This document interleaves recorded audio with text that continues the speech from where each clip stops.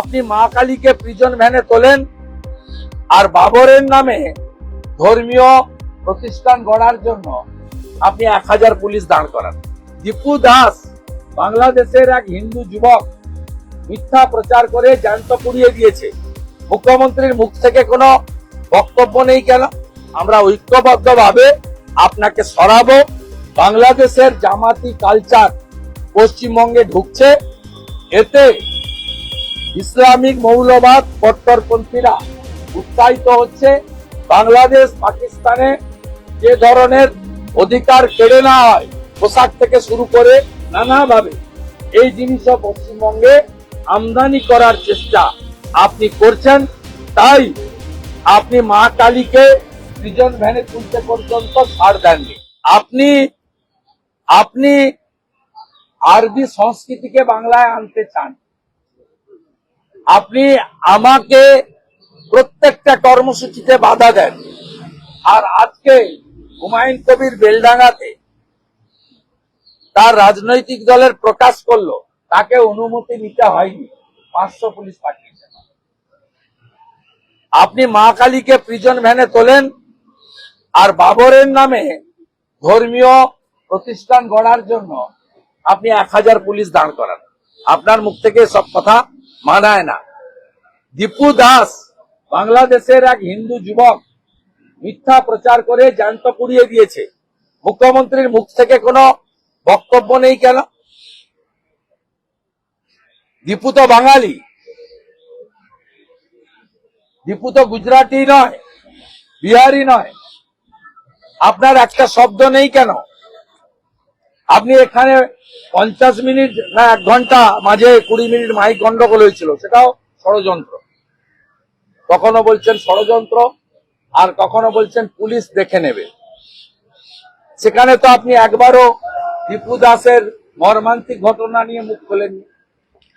অতএব মানুষ দেখছে আপনি এবারে নির্বাচনে চুরি যাতে করতে না পারেন তার জন্য ইলেকশন কমিশন চেষ্টা করছে।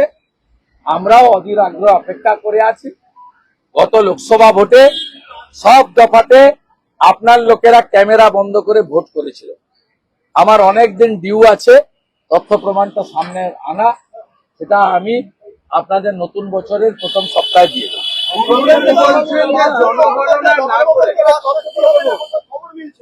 যদি তিনি রাজসাক্ষী হন তাহলে কি তৃণমূলের বিপদ আসন্ন?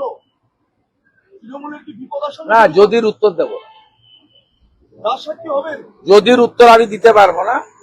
হবেন কিনা উনি বলতে পারবেন, উনি বলতে পারবেন, আমি বলতে পারবো। আপনারা চেষ্টা করছেন, আপনারা মতুয়াদের মধ্যে টাকা দিয়ে বিভাজন করার চেষ্টা করছেন। মুখ্যমন্ত্রী এবং বলেছেন আপনারা বিজেপির কথা বিভ্রান্ত হবেন না। বিজেপি যা করে সবই টাকা দিয়ে, আর উনি যা করেন সবকিছু ভালোবাসা। উনার এই মিথ্যাচার অনেক মানুষ দেখেছে। উনি বরাবরই হিন্দুদের বিভক্ত করতে চান। উনি পাহাড়ে 11টা বোর্ড বানিয়েছেন নেপালিদের ভাগ করার জন্য, Bhutia board, Lepcha board, Tamang board.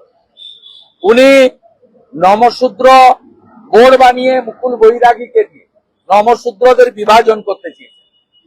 উনি বংশীবর্ধন বর্মনকে দিয়ে ওখানে রাজবংশীদেরকে, সেখানে আবার একটা রাজবংশী বোর্ড বানানো, আবার কাকে বসিয়েছেন নতুন, এখন বংশীবাবু খারাপ হয়ে গেছে হয়তো। এইভাবে আপনি নানা জায়গায় হিন্দুদের ভাষার নামে, জাতের নামে ভাগ করতে চান। অথচ আপনি কখনো উর্দু স্পিকিং মুসলিম বলেন না, বাংলা ভাষী মুসলিম বলেন না। তাদেরকে বলেন আপনারা মাইনরিটি, আপনারা মুসলিম, আপনারা সংখ্যালঘু। আর আমাদেরকে বলেন তুমি হিন্দিতে কথা বলো, তুমি বাঙালি নও। তুমি অসমিয়ায় কথা বলো, তুমি বাঙালি নও। তুমি গুজরাটি, তুমি বাহারি, বাইরের লোক। সব সময় সনাতনীদেরকে ভাষার নামে বিভক্ত করা, ব্রাহ্মণ, ক্ষত্রিয়, বৈশ্য, শূদ্র তার নামে বিভক্ত করা, এবং তফসিলি জাতি, তফসিলি উপজাতি তাদের মধ্যেও নানা ধরনের বোর্ড ইত্যাদি করে তাদেরকে বিভক্ত করা। কোথায় কোথায় বোর্ড বানানো, যে বোর্ডের না আছে অর্থ, না আছে কাজ করা। সম্প্রতি বাউরি বোর্ড করেছেন, আরো বোর্ড হয়তো করবেন। কুর্মী বোর্ড আগে করেছিলেন, কুর্মীদের কি হয়েছে? আপনি বরাবরই যারা রাষ্ট্রবাদী, যারা সনাতনী, তাদের বিভক্ত করতে চান ভাষার নামে, জাতের নামে। সেই জন্য এবারে আওয়াজ উঠেছে বাটনা মত বাটেঙ্গে তো কাটেঙ্গে। এবারে কেউ বিভক্ত হবে না।